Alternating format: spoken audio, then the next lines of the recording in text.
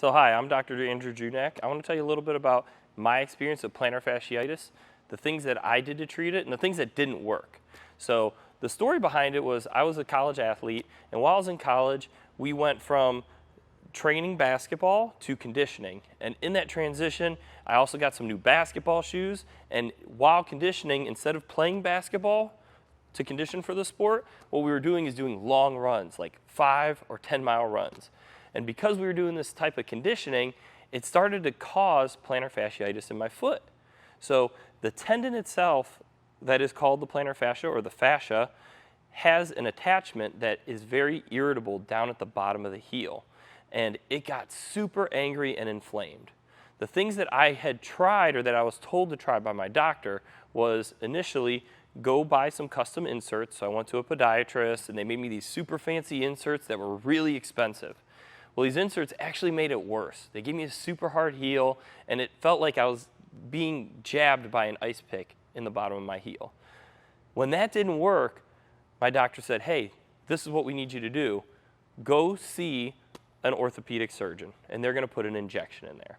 So he stuck a needle in there, and they did a cortisone injection.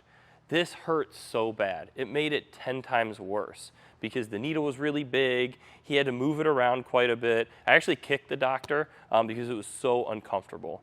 And he had to do it, basically he had to do it twice.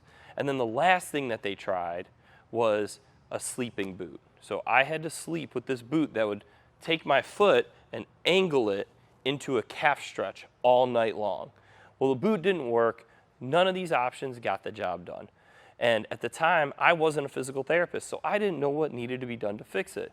But then I went to physical therapy, and I learned exactly what needed to be done. So this is what I did.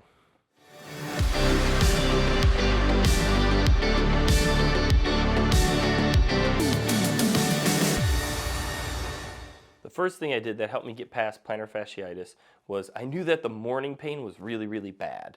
And every morning I'd wake up and I'd feel like an ice pick was being jabbed right into the bottom of my foot. And that's when the pain was the worst. I knew as it started to loosen up over the course of the day that it would feel better. So what I did was before I got out of bed and I stood up and started walking and dealt with that sharp pain for the first 15 to 20 minutes of my day, I did this instead. I'd sit up at the edge of the bed. I wouldn't put all my weight through my foot, and then I would just do some heel raises to warm up the plantar fascia before I got up and started my day. This allowed the pain levels to be a little bit more controlled, and then it allowed me to not aggravate it. What most people will do is the first thing they'll try to do is they'll stretch and stretch and stretch and stretch, when really all that's doing is irritating the plantar fascia. So I stopped stretching it, and I spent more time working it, increasing blood flow to it, and building up a capacity and load tolerance to improve the symptoms overall. The next thing I did was I found a training threshold. So what this is how far do you go in your training before you get a flare-up? So let's use the running example. If I ran 10 miles, my plantar fascia would hurt way worse after the run and then also way worse the next morning. So I knew that 10 miles was too far. So I backed it down to 8 miles, still had the pain.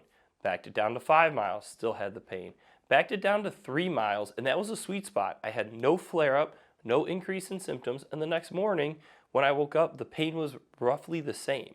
So I knew that I could run 3 miles and I'd be okay.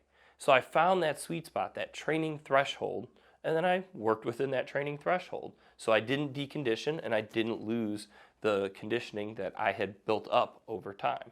And then the last thing I did was I strengthened my hip, and then I strengthened the muscles of my inner foot, and then also my calf muscles, the gastroc and the soleus. And after spending time doing all that, slowly but surely that plantar fasciitis completely went away. And then I was able to train as long and as hard as I wanted to within reason. So if you're struggling to get rid of plantar fasciitis, that's exactly how I did it. If you take those steps, implement them into practice, and you don't continue to flare it up, you will get the results you're looking for.